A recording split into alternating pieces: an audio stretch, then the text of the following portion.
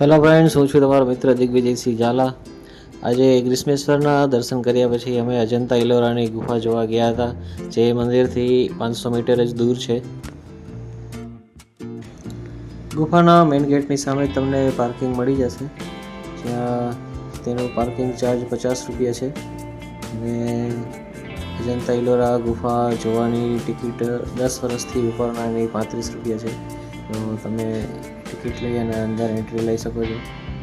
આ એનો મેપ છે કે કઈ કઈ ગુફા જોવાની છે. બચાવી લેજો, અમારો ડ્રાઈવર જોઈને તમે સમજી શક્યા છો હું કહેવા માંગી છીએ. બચાવી લેજો, સીટ બેલ્ટ નથી.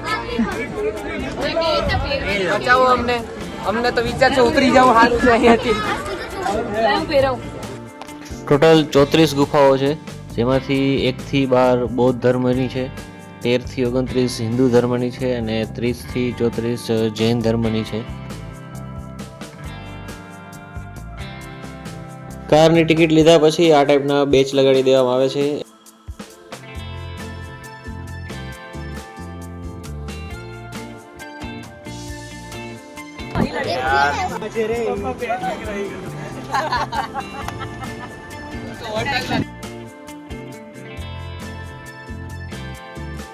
કરોડો વર્ષ પહેલા જ્વાળામુખીમાંથી બનેલા પર્વતને કોતરીને બનાવેલી આ ગુફાઓ 5મી સદી અને 12મી સદી વચ્ચે બનાવેલી છે.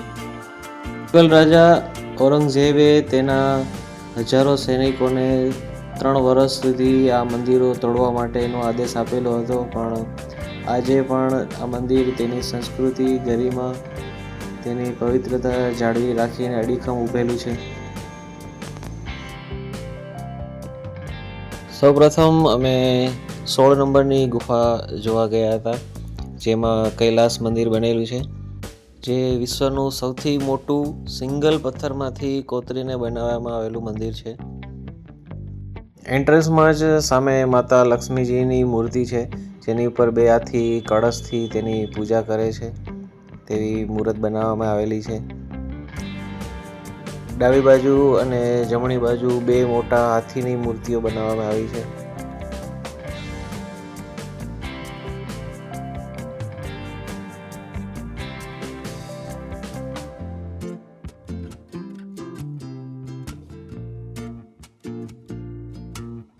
મંદિરની ચારે બાજુ હાથીઓની મૂર્તિ બનાવવામાં આવેલી છે, જાણે એવું લાગે છે કે બધા હાથી મંદિરને ઉચકીને ઊભેલા છે.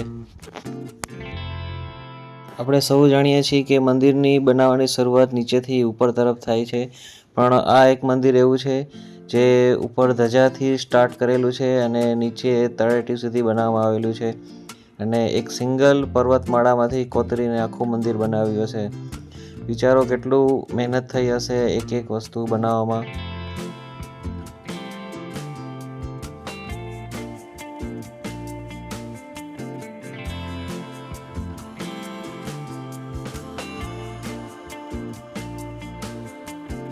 ભારત સરકારે આપણી 20ની નોટમાં પણ આ જ ચિત્ર મૂકેલું છે, જેમાં મંદિરની આ સાઈડનો ભાગ અને આ કીર્તિ સ્તંભ દેખાય છે આપણને.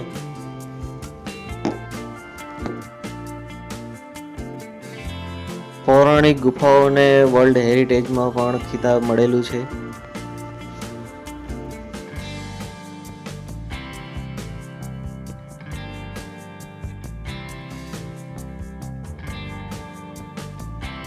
શરૂઆતમાં જે આપણે જોઈ તે હિન્દુ ધર્મની ગુફા છે, તેમાંથી આ 32 નંબરની મહાવીર ભગવાનની ગુફા છે, જેમાં તમે મહાવીર ભગવાનની મૂર્તિ જોઈ શકો છો. પછી એક મંડપ બનાવેલો છે, તેમાં છે એક હાથીની પ્રતિમા બનાવેલી છે, સાથે કીર્તિ સ્તંભ પણ છે.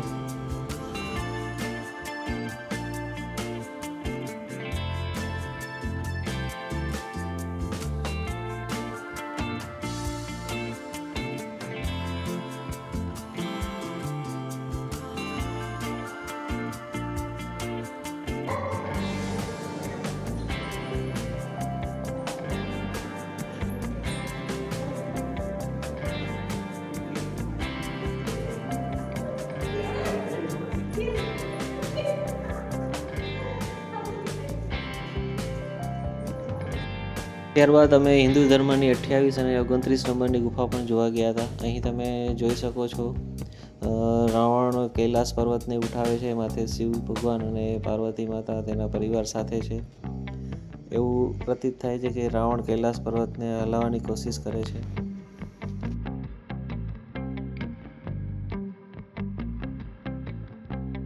ખૂબ જ સરસ સ્તંભો વચ્ચે બનાવેલું શિવજી મંદિર, એમાં તમે શિવલિંગના દર્શન કરી શકો છો. ડાબી અને જમણી બાજુ જય અને વિજય દ્વારપાલ નજરે ચડે છે.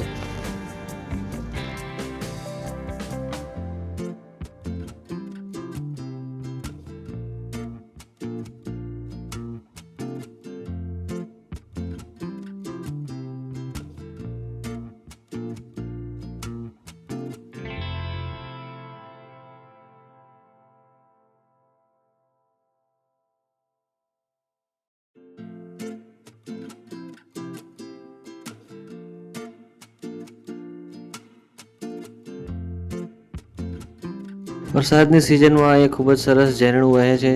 તમે એનો જોવાનો લાભ ઉઠાવી શકો. અત્યારે પણ થોડું થોડું પાણી આવે જ છે.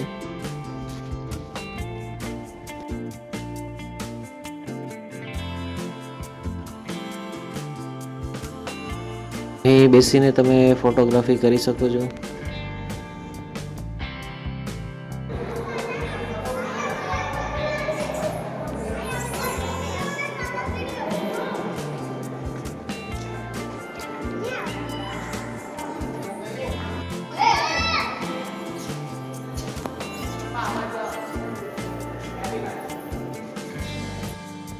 આ કોઈ પાણીની નહેર કે ઝરણા દ્વારા બનેલી ટનલ નથી. આ હાથથી ખોદીને બનાવેલો રસ્તો છે.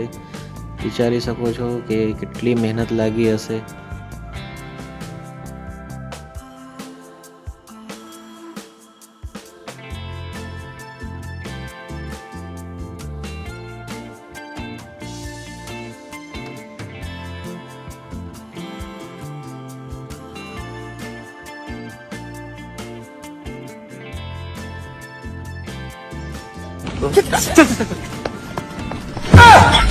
कुछ पैसे बचा के घूमने निकल जाया करो, वरना बुढ़ापे में घुटनों के दर्द के साथ घूमोगे क्या?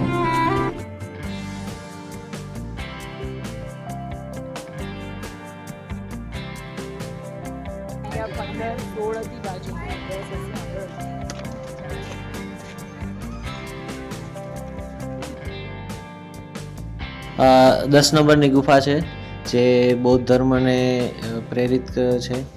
એનો પ્રવેશ દ્વાર જો પીપળાના પાંદડા જેવો બનાવેલો છે, કારણ કે બૌદ્ધ ભગવાનને પીપળાના ઝાડ નીચે જ જ્ઞાન મળ્યું હતું. તમે જોઈ શકો છો પ્રવેશ દ્વાર.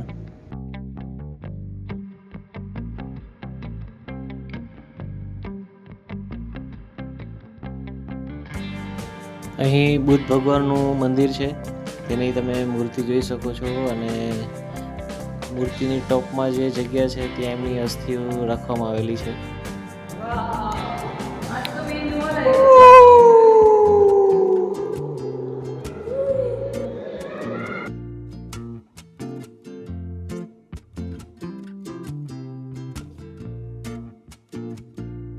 મંદિરની ડિઝાઇન એ પ્રકારે બનાવેલી છે કે તમે દરવાજા પાસેથી કોઈ પણ મંત્રનો ઉચ્ચાર કરો તે બૌદ્ધ ભગવાનના કાન સુધી ગુંજી અને જાય છે.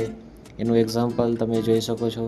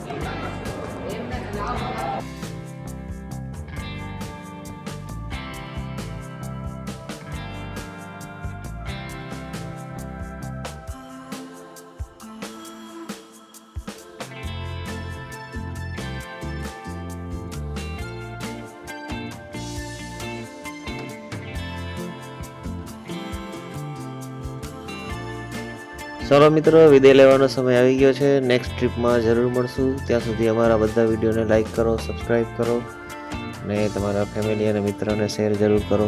Thank you very much.